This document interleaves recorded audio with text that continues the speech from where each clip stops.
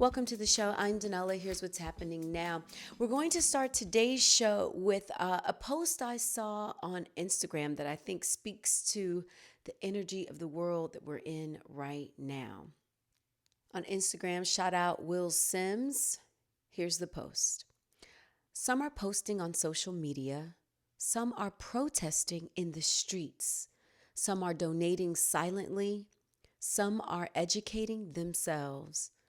Some are having tough conversations with friends and family. A revolution has many lanes. Be kind to yourself and to others who are traveling in the same direction. Just keep your foot on the gas. Keep your foot on the gas. So, like the post said, some people are protesting in the streets. Some of you are donating money. Some of you are educating yourself. And we have to keep the foot on the gas. And it's hard to do that because, you might feel super stressed and super sad. And so this week's show in Political Pop and in our world, I'm going to give you guys some positive news. So first, Political Pop. Now, over the past 2 weeks of protests across the U.S., also overseas, following the murder of George Floyd, the pressure is on for police reforms, and we're starting to see some. We'll start in Minnesota.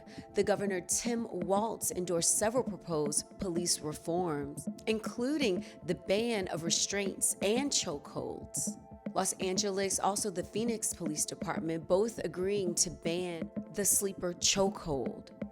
Police officers in Dallas are now ordered to intervene if they see another officer using excessive force. Checks and balances, what a true democracy needs. This is just some of the many changes that are being made, again, in response to the murder of George Floyd. And it's great to see people of all colors standing up to fight for police reform. I'm Danella Silak-Vinile, and that was your Political Pop. Now, before we get to In Our World, let me thank all of you guys that sent me kind messages and kind emails and all of your kind comments. Thank you so much for your prayers and your positive energy. I appreciate you so very much. It's been a difficult time, and that's one of the reasons why I decided to do the show today, is to highlight some of the positive changes that are happening, because we really need to keep our foot on the gas. It can get hard because when you're watching television and you see so many people are being hurt and in a lot of pain in our own lives, a lot of us have a lot of people are passing away. And so sometimes it's hard to feel that change is actually happening. Again, we've been here before, and again, we have so far to go, but it's important to see that we are making some strides. So now we're going to go to In Our World. And in our world this week, we're going to highlight a few places that are seeing big changes, the changes we need to see for equality. Let's start with LeBron James. Now, I've been following LeBron James and his I Promise schools for a while, since its inception. LeBron's purpose, and this is in Akron, Ohio, his purpose is this. He says, hey, kids need to go to school and they should not worry about food and clothes. The school offers parents for job placements. It's amazing. Their idea is to help the community, give them what they need so they can have the kids to grow up. So here's the thing. Since his school opened, now he has seniors graduated. And listen to this. LeBron James has offered 193 students from his I Promise schools free tuition at Kent State University.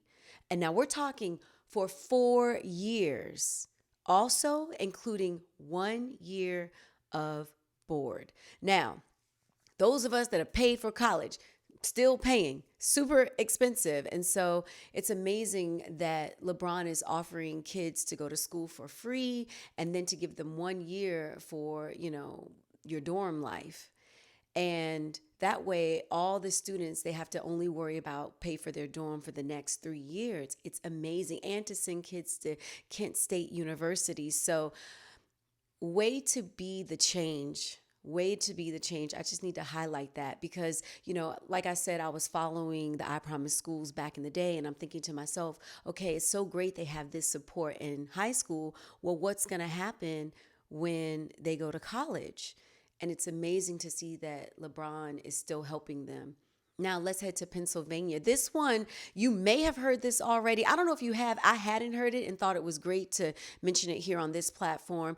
Starting on July 1st, the new dean will be Erica H. James. This is the first time an African American or a woman has held the position.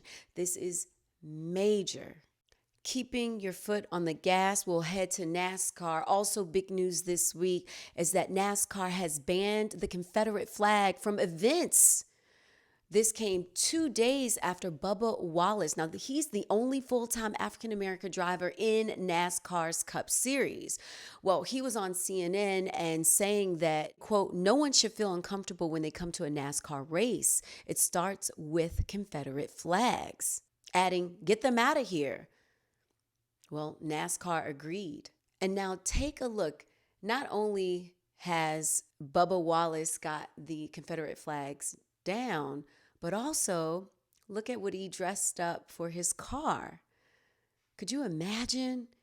Wallace raced in his all-black car and the words hashtag Black Lives Matter. Also, he wore a t-shirt that said, I can't breathe. All this to honor George Floyd. So imagine what that's like for NASCAR, lovers of the sport, all these years, being so comfortable seeing the Confederate flag, but then to see him on the track. Keep your foot on the gas. The other big news that I'm seeing in honor of Juneteenth, we're seeing several companies stand up and say, you know what, this is now going to be a paid holiday in our company. And then also saying it should be like that in the rest of the world. Let's start with Twitter and then also the startup Square. The CEO of both companies, Jack Dorsey, now giving Juneteenth a paid holiday for all of the employees in those companies and saying the rest of America should follow suit. Well, Nike was listening, and the new CEO there agrees. John Donahoe sent a company-wide memo out recognizing Juneteenth as a paid holiday. So on Friday, June 19th, all of the employees at Nike as well will have a paid holiday off in honor of the emancipation of slavery. Keep your foot on the gas.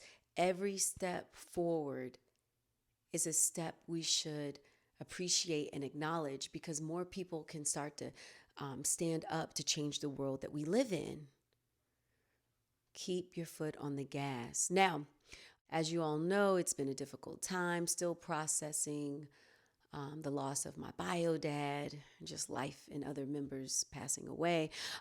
Now, I want to share something for you that is starting to change my life. So you guys know I'm always trying to heal myself. So in addition, I clear my chakras. I'm going to leave you guys a link in my comments, a guided meditation to clear your chakras if you're interested. So I do that. That's been helpful. Also, I still talk to my therapist. That's been helpful. Well, a girlfriend of mine recommended a secret prayer in Hawaii. Do you guys know this? I didn't know this. A friend of mine, she's really a friend from my mother, and she was so kind. She called me up and she said, something that helped me to heal myself and to have the perspective that I have, even though she's dealing with so much. She has personal health issues as well as emotional family issues, like big issues, loss, the loss of a mother. So she was saying to me, here's a prayer that helped her to heal. And so I said, well, what is it? I'm open to everything. So I want to share it to you guys because I just feel that there's no one way to help yourself. Does that make sense? Sometimes you just have to try different things. So here's what I'm doing, and I'll let you know how it goes. So far, I like it. So I'm not going to say it. I don't want to massacre the name of this. I'm just going to call it the Secret Hawaiian Prayer. But I think it's like Hanoa Paua Poa. Don't kill me. I don't know. I need to visit Hawaii.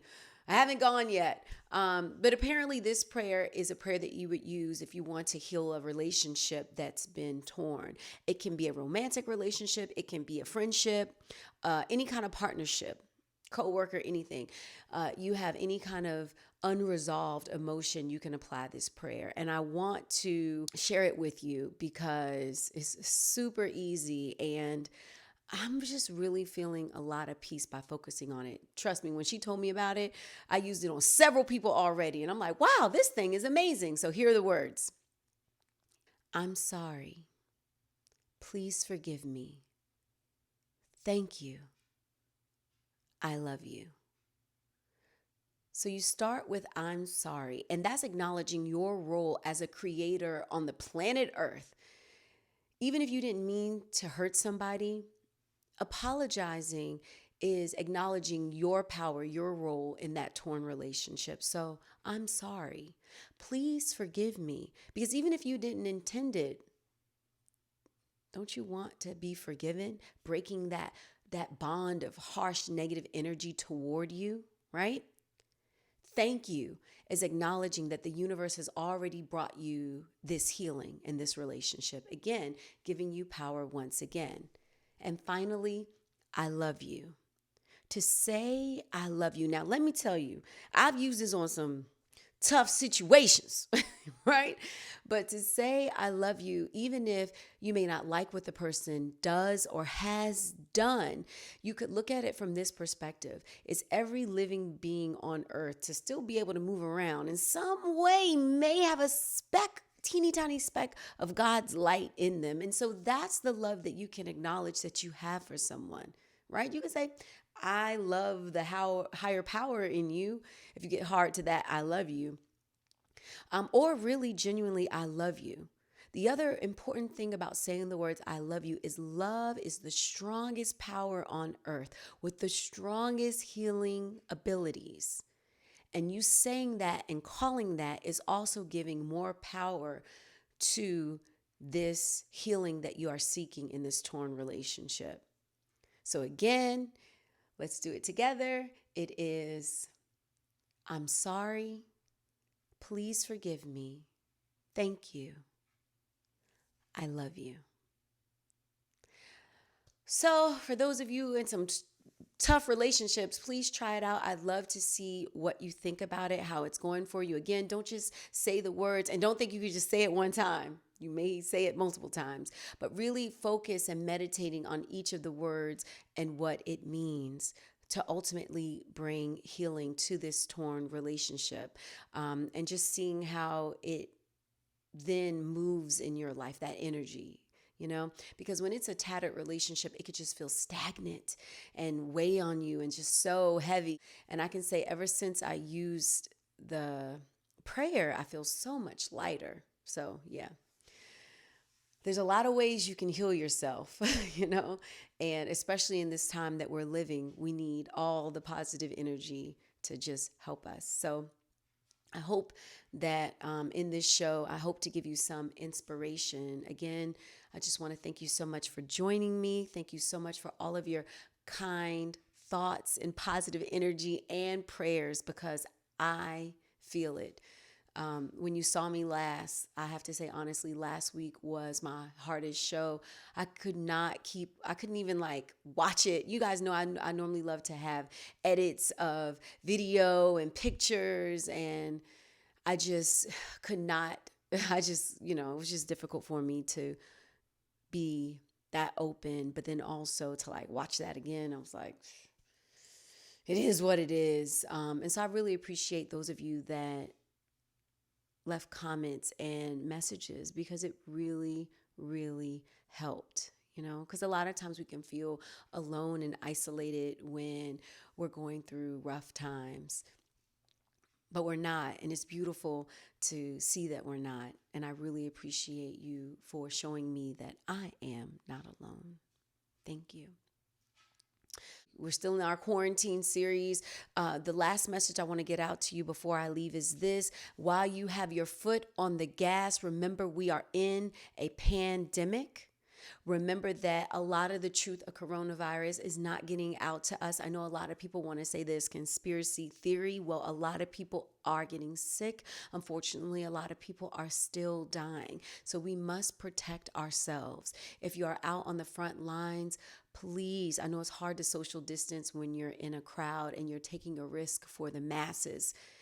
At least wear a mask and try to surround yourself with other people with masks on.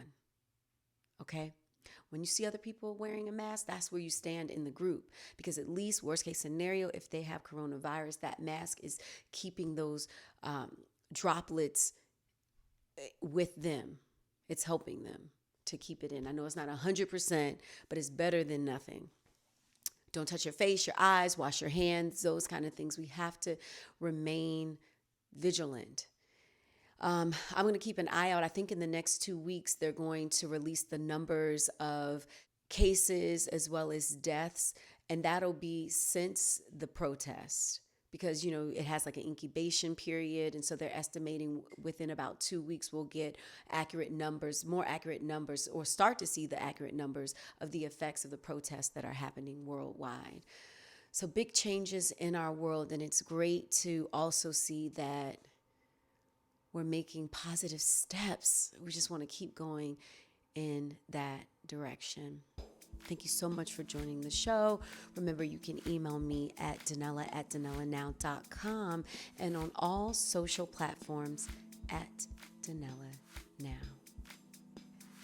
Be safe and sending love and light now and always.